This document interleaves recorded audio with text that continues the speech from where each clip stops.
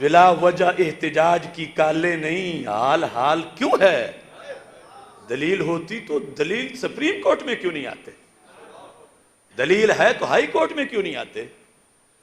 دلیل ہے تو احتجاج کیوں کرتے ہیں؟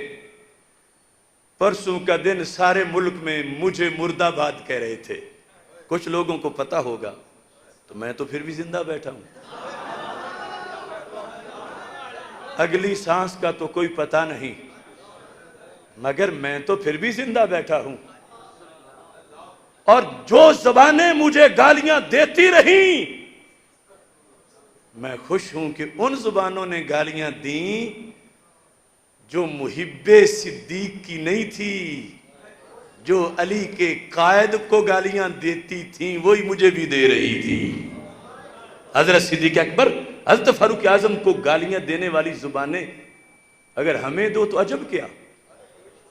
جن ہستیوں کے قدموں کی ہم خاک ہیں، جنہیں حیا انہیں بھی گالیاں نکالتے ہیں، تو ہمیں نکالیں تو کیا ہے؟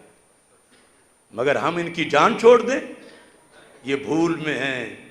خدا کی قسم گالیاں تو کیا گولیوں سے بھی نہیں چھوڑیں گے، کہ ہم یہ سب کچھ دیکھ چکے۔ یہاں سے گولی یہاں تک صرف آدھا انچ کا فرق تھا، گجرات سے جلال پور جٹاں جاتے ہوئے۔ وہاں ایک گڑھ ہے ان لوگوں کا، محمدی پور مدینہ۔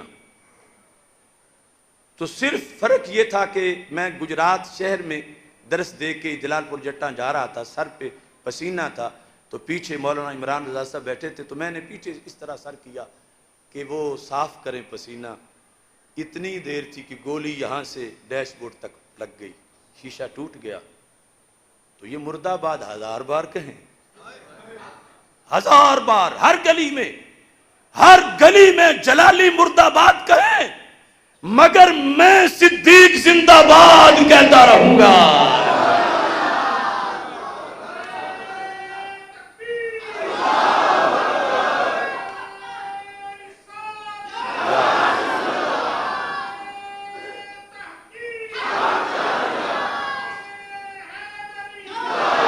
اب ہمارا چینل جمعے کی تقریر والا 2 چینل انہوں نے عصر تک بند کر دیے، صرف یعنی تقریر کے چند منٹ بعد دونوں بند کر دیے۔ اب چینل بند کرنے سے